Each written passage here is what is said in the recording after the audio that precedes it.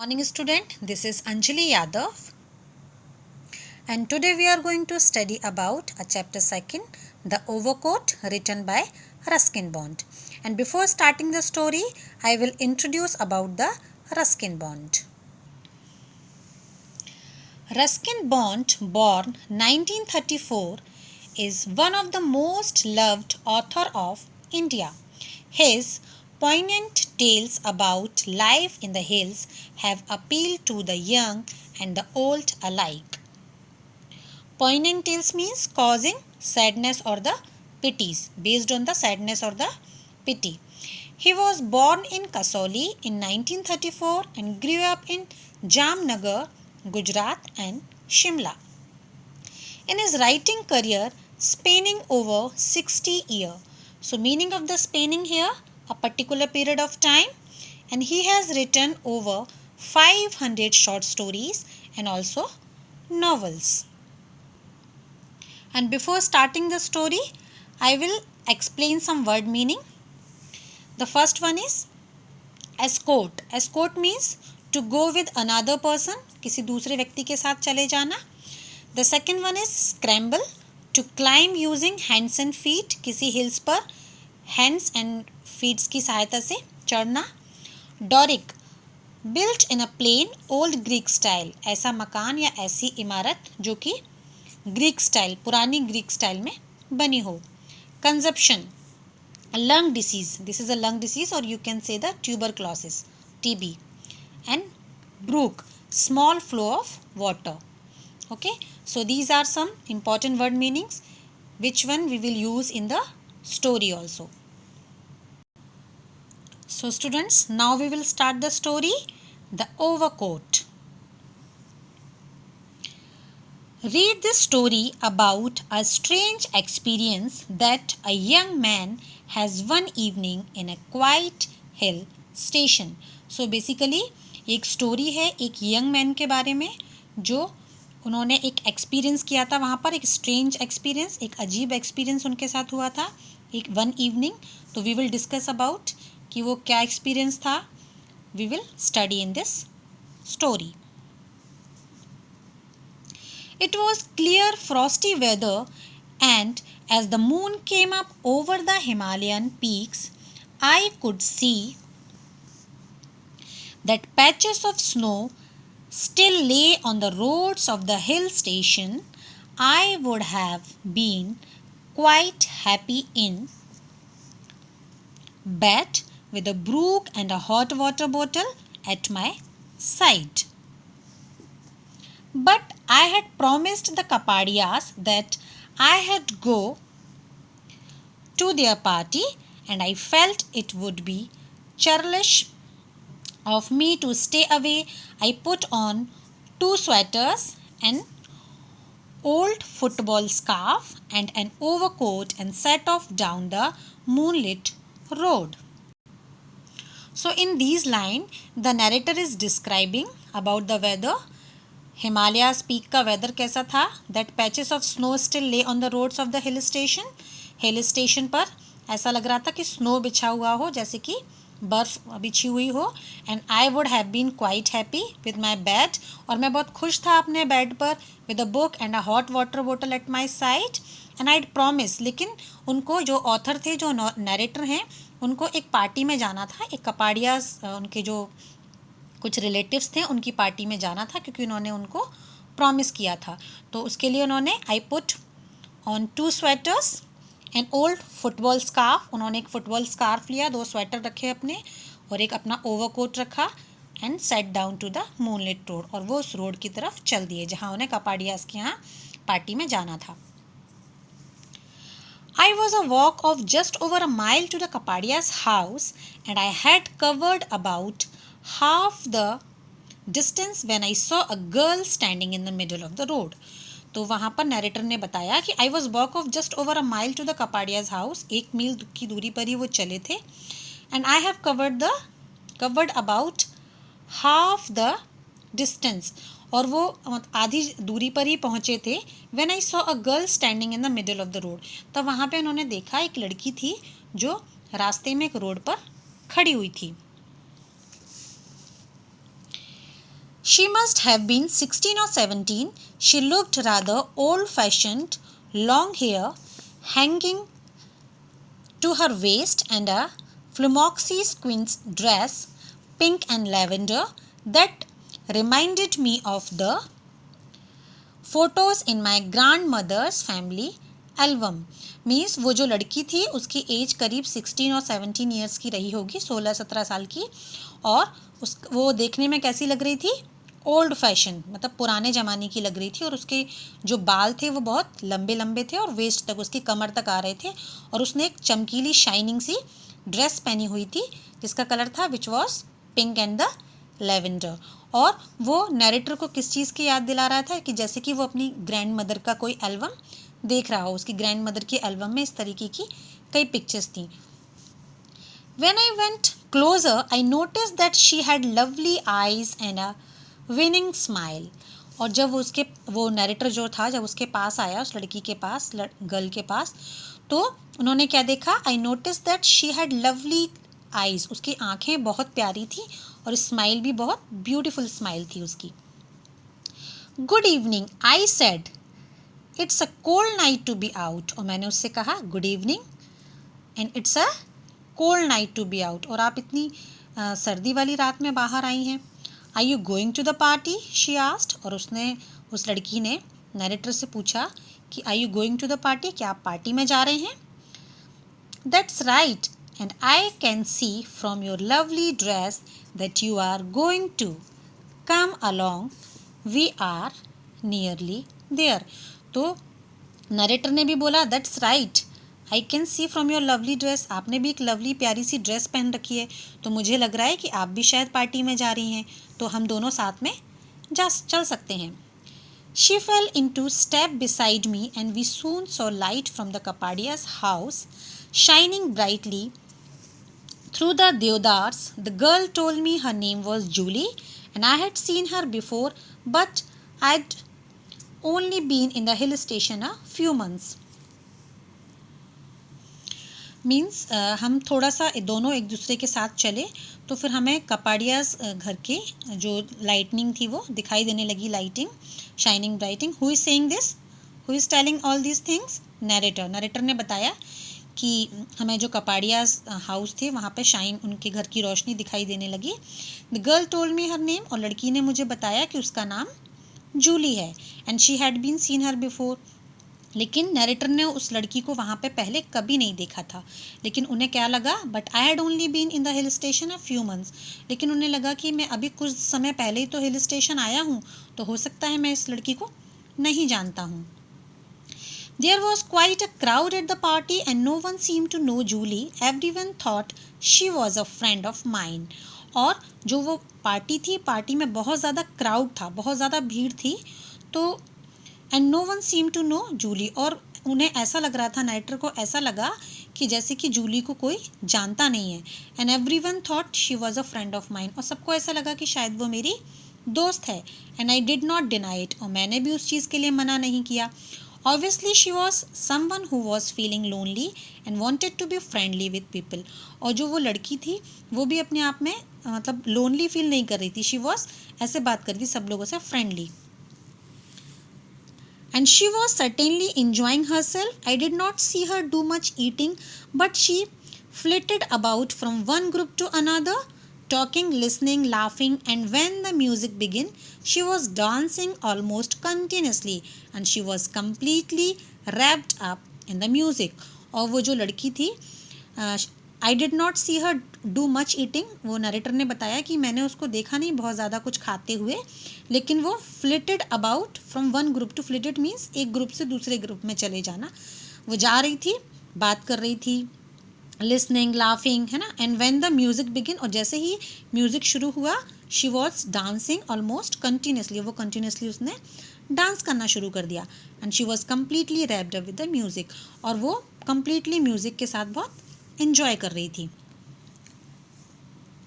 It was almost midnight when I got up to go. As I was saying good night to my host and wishing everyone a Merry Christmas, Julie slipped her arms into mine and said she would be going home too. उसके बाद क्या हुआ, I was almost midnight, मतलब आधी रात का time हो चुका था। When I got up to go, जब मैं जाना चाहता था।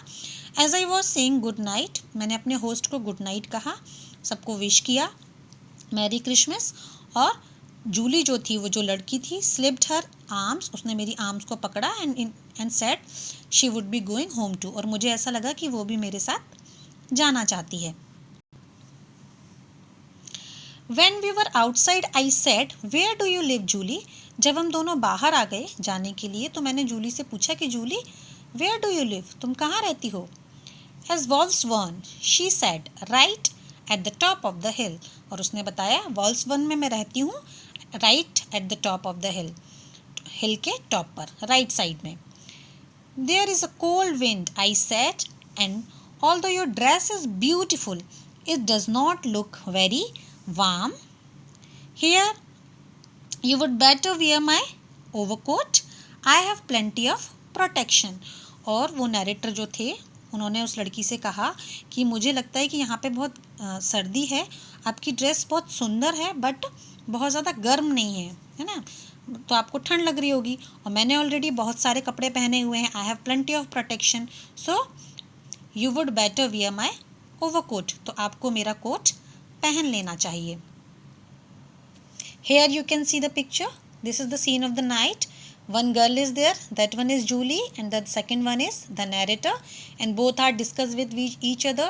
As the narrator told to the Julie, your dress is very beautiful but it's not warm, so you can wear my overcoat. She did not protest and allowed me to slip my overcoat over her shoulder, और उसने मुझे इस चीज़ के लिए रोका नहीं और मुझे अलाउ किया, मैंने अपना कोट जो था उतार कर उसके कंधे पर रख दिया। Then we started out on the walk home, but I did not have to escort her all the way. Escort, which one? This is the word meaning, है ना, which one we have already discussed. It means to go with the another person. Her all the way at about the spot where we had met, she said, there a shortcut from here and I'll just scramble up the hillside. और यहाँ पे वो जहाँ पर वो दोनों मिले हुए थे, जहाँ पे वो नैरेटर और गर्ल जिस जगह पे मिले थे, वहीं उस पॉइंट पे वो लोग आ गए थे, और वहाँ से जूली ने बोला कि यहाँ से मैंने रास्ता देखा हुआ है, now I can go. Do you know it well, I asked, it's a very narrow path. और मैंने उससे पूछा कि आपको ये रास्ता पता है, बहुत नैरो रास्ता है, बहुत सकरा रास्ता है ये। Oh I know every stone on the path, I use it all the time and beside it's a really bright night. और जूली ने कहा, अरे यहाँ तो मैं आती रहती हूँ और यहाँ के तो मैं हर एक पत्थर के बारे में जानती हूँ, know every stone on the path, और I use it all the time, और यही रास्ता मैं हमेशा यूज़ करती हूँ रात में। Well keep the coat on, I said, I can collect it tomorrow. और नरेटर ने जूली से कहा, वेल कीप द कोट, ये कोट आप अपने पास रख लो, I can collect it tomorrow, मैं कल आके तुमसे ले लूँगा। She hesitated for a moment then smiled and nodded. पहले वो थोड़ी सी हेजिटेट हुई कि मुझे ये कोट लेना चाहिए या नहीं, फिर उसने स्माइल किया, और नोडेड मीन्स अपना सर हिलाया। She then disappeared up the hill and I went home alone. और थोड़ी देर बाद वो हिल्स के साइड में कहीं खो गई, मतलब दिखाई नहीं दी मुझे, and I went home alone, और मैं अपने घर आ गया। Who is saying this? Narrator. The next day I walked up to Wolfsburn. I crossed a little brook. Brook means a stream, छोटी सी नदी जिसको बोल सकते हैं, from which the house has probably got its name, and entered an open iron gate, but of the doors itself little remained, just a roofless ruin, a pile of stones, a shattered chimney, a few Doric pillars where a veranda had once stood. Next day क्या हुआ, जब वो जो narrator था वो वॉल्सबर्न गया, तो उसने एक छोटी सी नदी क्रॉस की, from which the house has probably got its name, और वहाँ पे उनको एक घर दिखाई दिया जहाँ पे कुछ नेम वगैरह मेंशन था, और जैसे उन्होंने वहाँ पर एंटर किया तो वहाँ पे एक गेट था आयरन का, वो ऑलरेडी ओपन था, और जो उस घर की जो छत थी वो टूटी फूटी थी. The piles of stone, a shattered chimney लगी हुई थी वहाँ पे. फ्यू डोरिक पिलर्स, और वहाँ पे कुछ ऐसे डोरिक पिलर्स मीन्स जो पुराने ज़माने में बने हुए हैं, ओल्ड ग्रीक स्टाइल में, है ना. Pillar a veranda had one stood, और ऐसा लग रहा था कि उन पिलर्स पे कभी कोई वरांडा खड़ा होगा. You can see the picture here. This is the house which one narrator was watching. Had Julie played a joke on me, or had I found the wrong house?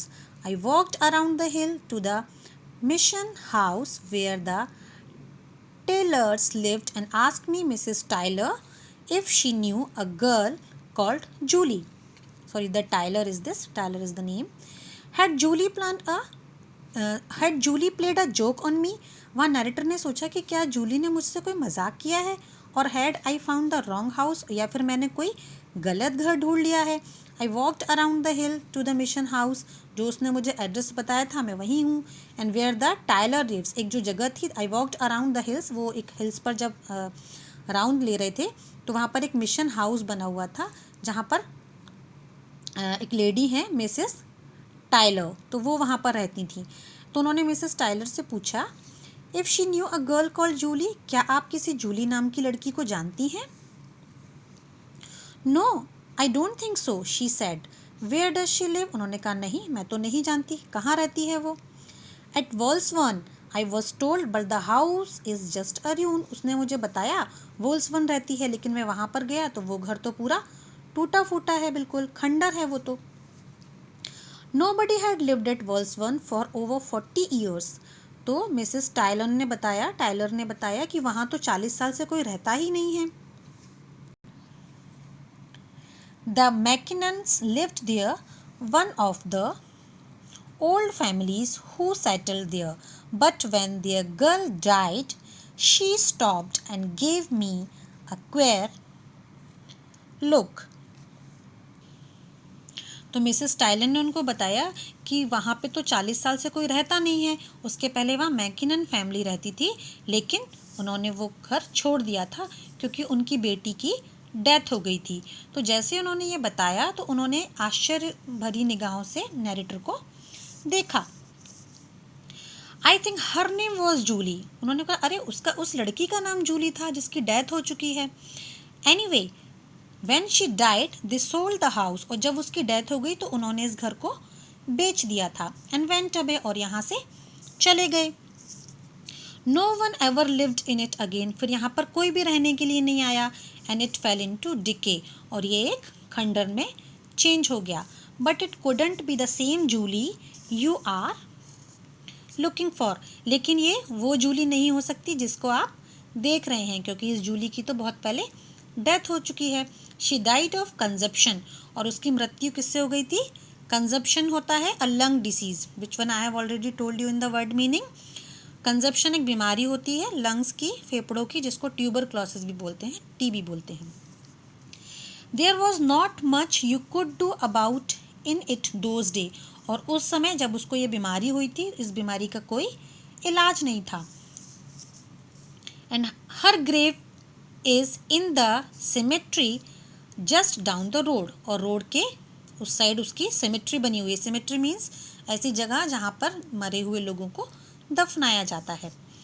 I thanked Mrs Tylan and walked slowly down the road to the cemetery, not really wanting to know any more, but propelled forward almost again my will. यहाँ पे narrator ने बोला कि मैंने Mrs Tyler को thank you बोला धीरे से कि उन्होंने मुझे ये सारी चीज़ें बताई. मैं उस सिमेट्री के पास जाना नहीं चाहता था, लेकिन फिर भी मुझे अंदर से कुछ ऐसी जिज्ञासा हुई, ऐसी कुछ लगा मुझे कि I should have to go there, मुझे वहाँ पे देखने के लिए जाना चाहिए, मुझे जानना चाहिए कि what is the reality. It was a small cemetery under the deodars. You could see the eternal snows of the Himalayas standing out against the pristine blue of the sky. Here lay the bones of the forgotten empire builders, soldiers, merchants. और वहाँ पे जब वो narrator गया तो वहाँ पे उन्होंने देखा कि वहाँ पे जो बिल्डर्स होते हैं, सोल्जर्स, मर्चेंट्स, उन सब लोगों की ग्रेव्स बनी हुई थी, वहाँ उनको दफनाया गया था. तो ये सारी चीज़ें उन्होंने वहाँ पे जाके देखी. और वो पूरा जो एरिया था वो वहाँ पे पेड़ लगे हुए थे बहुत सारे. Adventures, their wives and childrens, उन जो लोग थे उनके बीवी बच्चे उन सभी लोगों को वहाँ पे दफनाया गया था. And I did not take me long to find Julie's grave, और मुझे जूली थी उसकी ग्रेव, उसकी जो कब्र थी वो फाइंड करने में बहुत ज़्यादा टाइम नहीं लगा. It had a simple head stone with her name clearly outlined on it. और वहाँ पे मैंने देखा कि एक कब्र बनी हुई थी जिस पे एक स्टोन लगा हुआ था और उस पर उस जूली का नाम लिखा हुआ था. क्या लिखा हुआ था उस पर? Julie McKinnon 1923-39 with us one moment, taken the next, gone to her maker, gone to the rest. Although many monsoons had swept across the cemetery, wearing down the stones, they had not touched this little tombstone. वहाँ पे जब काफ़ी 40 years पहले की बात है तो वहाँ पे कई बार मानसून भी आया था, तो जिसके चलते और जो सिमेट्री, जो और लोगों की जो ग्रेव्स बनी हुई थी, जो कब्र बनी हुई थी, वो कैसी हो गई थी? टूट गई थी. वेयरिंग डाउन द स्टोन्स, उनके जो स्टोन्स थे, जो पत्थर उसमें लगे हुए थे, वो थोड़े से टूट फूट गए थे. But they had not touch this little tombstone. और ये जो जूली का जो लिटिल टॉमस्टोन था, उसका जो स्टोन था वो बिल्कुल वैसा का वैसा था, उसको मानसून टच नहीं कर पाया था. And I was turning to leave when I caught a glimpse of something. और जैसे ही नरेटर ने बताया कि जैसे ही मैं वहाँ से टर्न हुआ तो मुझे ऐसा लगा कि किसी की मुझे परछाई जैसी दिखाई दी हुई, ग्लिम्स दिखाई दी. And familiar behind the headstone, जो स्टोन लगा हुआ था उसके पीछे. And I walked round to where it lay, neatly folded on the grass was my overcoat. और जैसे ही मैं पीछे को मुड़ा देखने के लिए तो मैंने देखा कि नीचे जो ग्रास थी उस पर मेरा जो कोट था वो अच्छे से फोल्ड किया हुआ रखा हुआ था. No thank you note, but something soft and invisible brushed against my cheek and I knew someone was trying to thank me. No thank you note, उसको जैसा थैंक यू वाला नोट वहाँ पर नहीं कुछ मुझे रिटर्न में दिया था, बट मेरा जो कोट था वो अच्छे से फोल्ड किया हुआ रखा हुआ था और मुझे ऐसा लगा but sometimes something soft and invisible brushed against my cheek. और ऐसा लगा कि किसी चीज़ ने मुझे, कोई इनविजिबल चीज़ ने मेरे चीक्स को टच किया हो प्यार से. And I knew someone was trying to thank me, और मुझे लगा कि जैसे कि किसी ने मुझे थैंक यू बोला हो. So student, this is the story the overcoat. Now you can understand. वो जूली जो थी, जो नरेटर को मिली हुई थी, शी हैड ऑलरेडी डाइड. वो 40 साल पहले ही उसकी डेथ हो गई थी और वो उसको वहाँ पे मिली थी. So this is the climax of the story, है ना. At the end you just seeing the climax of the story. So student, The Overcoat by Ruskin Bond does not look like a ghost story. पहले तो आपको ऐसा पता नहीं चलेगा कि यह किसी भूत की कहानी है, but the end climax confirm that the girl whom the narrator met was not human. लेकिन आपको लास्ट में पता चला कि जो वो लड़की थी वो ह्यूमन नहीं थी. She came from the cemetery as the writer himself say that in the mountain ghost. जैसे कि उन्होंने राइटर ने बताया है कि वो सिमेट्री से आई हुई थी, सिमेट्री में थी वो, मीन्स जो कब्र जहाँ पर होती हैं. रूमर्स और stories are too common this story in light yet engrossing. So इस स्टोरी में दो कॉमन चीज़ हैं. एक तो रूमर मीन्स अफवाह. ऐसा भी लग रहा था कि पहले जब उस लेडीज़ ने बताया तो उसको अफवाह भी लगी. Are the too common this story in light yet engrossing. Engrossing means किसी चीज़ को आकर्षित करना, अट्रैक्ट करना.